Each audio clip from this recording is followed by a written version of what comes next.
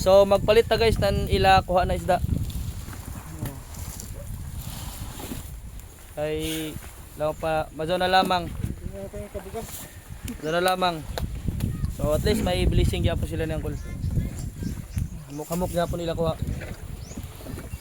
So mga sobra gyapon lima ka buok. Okay, tagpabaktas na sila ng tourism. Sila tiyo. Maganda kan? Ay 1,000 man dari. Ano? Ihasad ko ra. Silyo.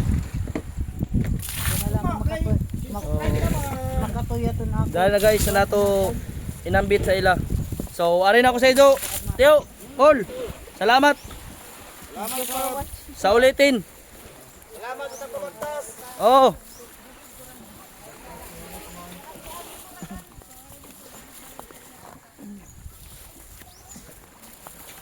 So kaluyan gyapon sila guys na nakakuha sila sa kuan. So dato na to kuan. Sa pransing na makusgan. Oh, ano siya guys ang kuan. Sa pransing gikanan panangahoy. Oh guys, Oh, dito guys. nangahoy. So ikabisaan mo kami ng plane. So nagbagtas kami gikan Sugba. Guys. Oo. So, mga si Tia, nangahoy. Grabe gapong kaliun. Darda guys, ang mga person dire guys. Dito sa Pikas na ay nakakuha gyapon sila kuan, si Orchin. Dire pod sa Pikas na gyapon. Hello my guys. Kayo my guys.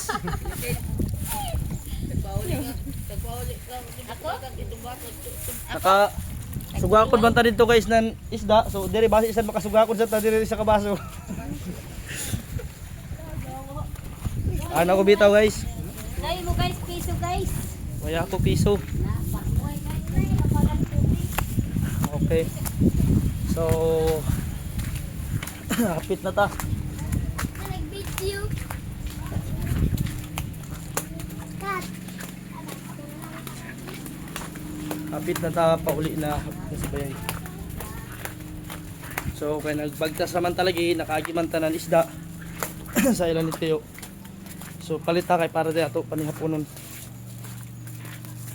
Hapon.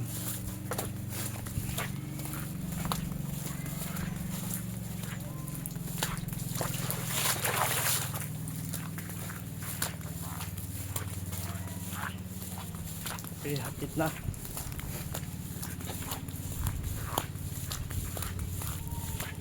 Medyo kapoy lang guys magbagtas kay medyo layo-layo baya.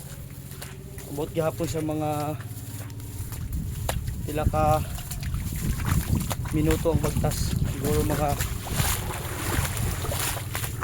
20 minutes siguro or more pa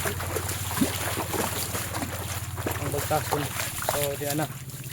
Kita na ako dito sa bay guys.